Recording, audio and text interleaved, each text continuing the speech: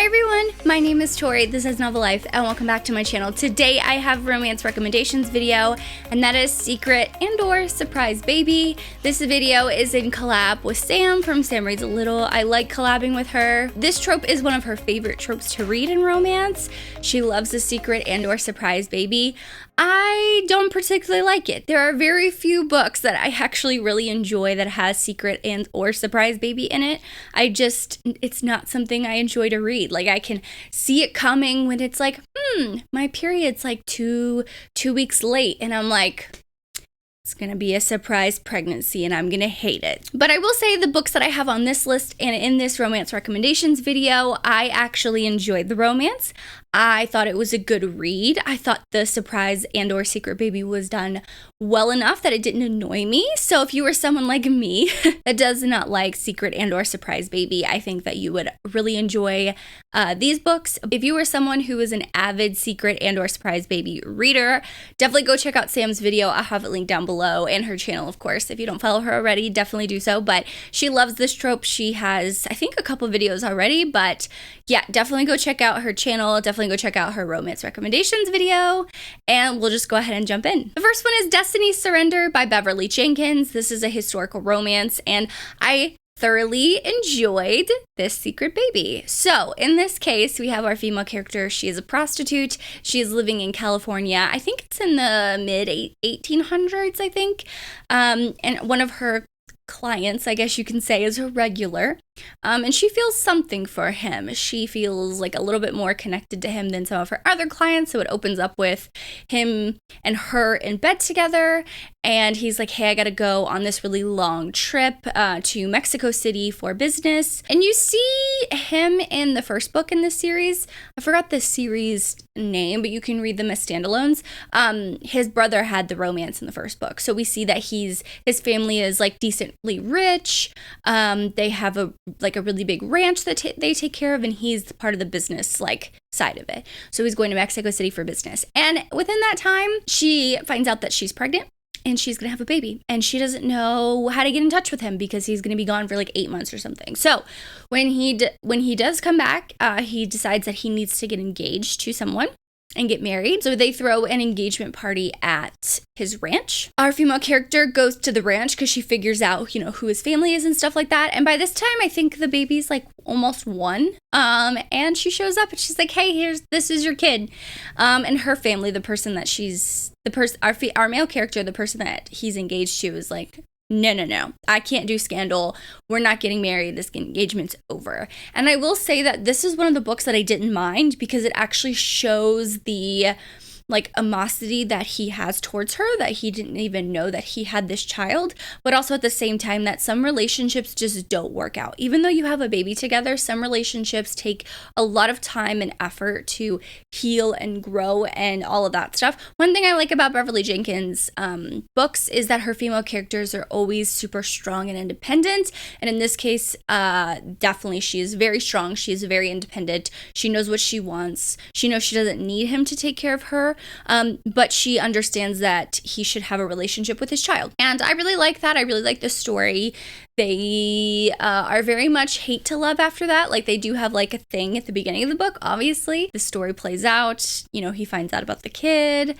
He has some nasty things to say, and she does too. So I really liked it because it showed the opposite of some secret and surprise baby books. So I definitely like this one. If you're looking for historic romance, definitely check out this one. The next one I have is A Lie for a Lie by Helena Hunting. So this is a sports romance, hockey romance to be specific. And I actually enjoyed this one. I listened to it on audio. This one, if you have Kindle Unlimited, it is free to listen in Kindle Unlimited as well. And in this book, we have our main male character. He is a hockey player, and he is going to Alaska to his family's cabin to get away before the season starts. And he just needs that time to relax and just get away, right? And when he is traveling to Alaska, he meets the female character of the book, but it's just this woman who's having a hard time flying on this tiny plane going into Alaska. And you find out that she is there to write a thesis on whales and dolphins. She loves aquatic animals. I think she's studying her master's or something like that. Like she wants to work in that field.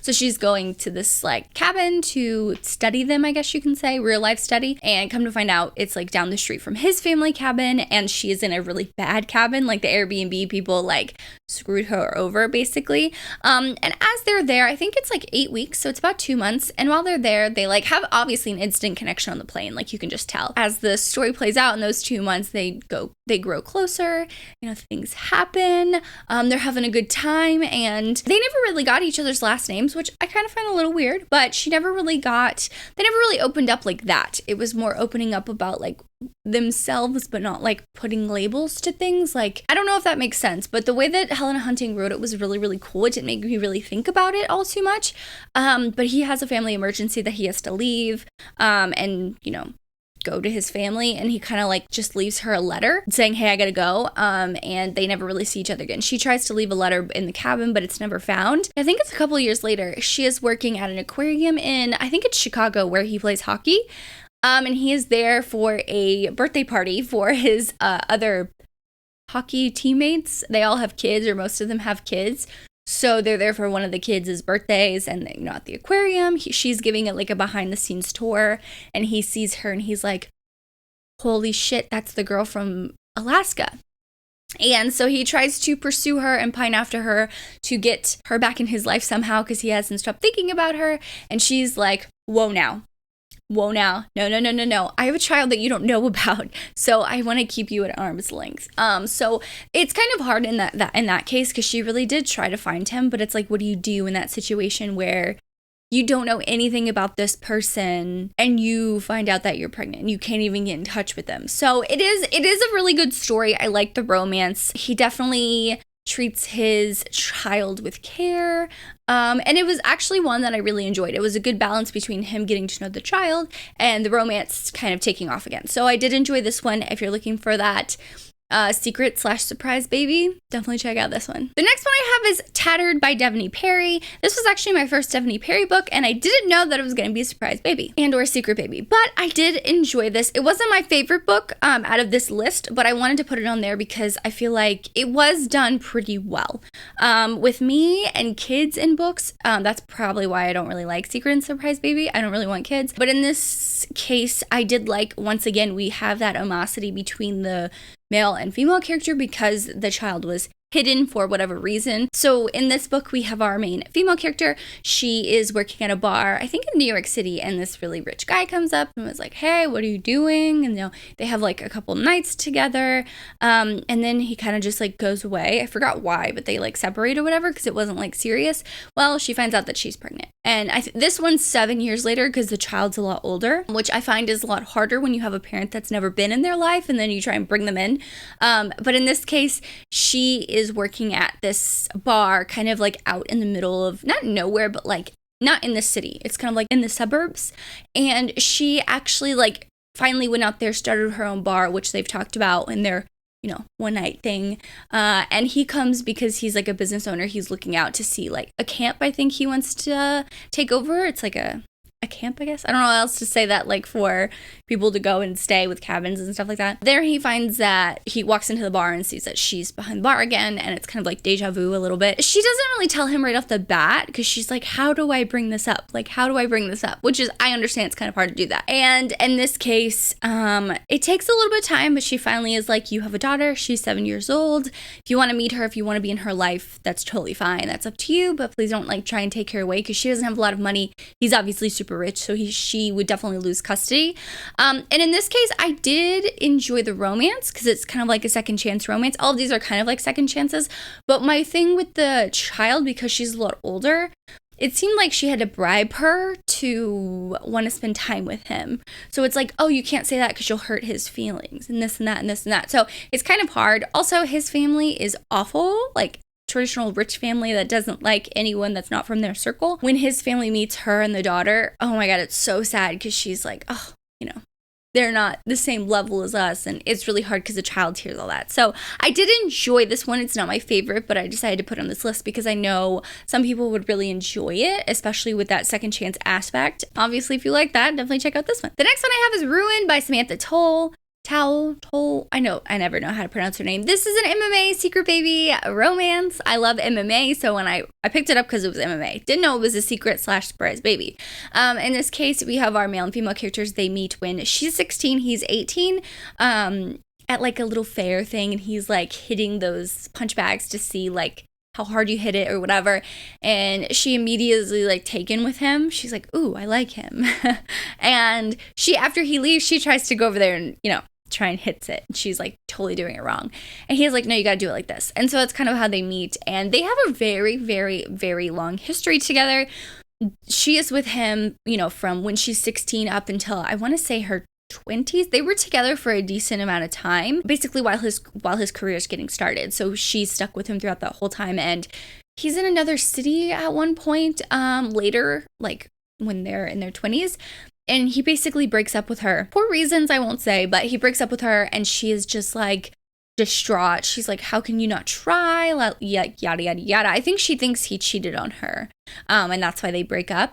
Then she finds out that she's pregnant, so it's like, what do you do? Like, he didn't want me anymore, so I'm not going to tell him.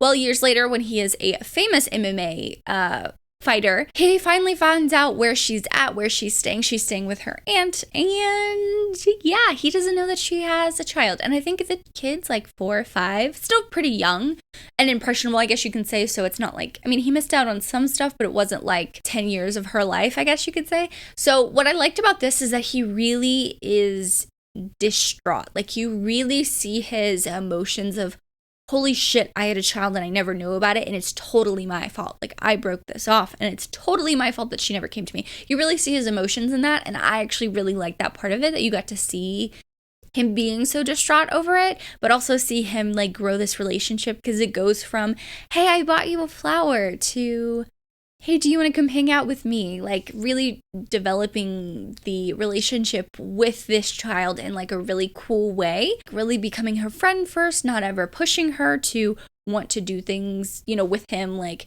go out and hang out or go get ice cream. Not that he bribes her, but he like is learning about what she likes and what her favorite toys are, what she's interested in, what her schedule is. Like, he's really learning all that stuff, and I find it really, really sweet. I found it really, really sweet, and I really like this one. So out of this whole list, this is one of my top favorites. So if you're looking for it and you haven't read it, definitely read this one. I really, really enjoyed it. Like I said, as someone who doesn't like secret / surprise baby, I did enjoy this one. The last book I have is Only You by Melanie Harlow. So when I bought this book, I didn't know that it had any type of secret / surprise baby in it. I actually bought this at Nashville Music City with a Bell signing. I just love this cover. I feel like this cover is so stunning. Like, the colors are really cool. And I was like, I gotta pick it up. I bought it. She signed it. And I was like, I'm so ready to read it. So during the Audible sale, I bought the box set that has the duet, the first and second book in combined, basically. So it's 2 books for like $4, and I couldn't really pass that up. And this one is very interesting. So our female and male characters, they live across the hall from each other in like an apartment complex in the city, right? And so they have constantly been around each other. She knows that he's like a notorious playboy. She is struggling with things, and they kind of like have this moment where they're like, wow, I find you attractive, you know what I mean? So they have like this night together, or they start hanging out together. I don't think it's like a night together or whatever, but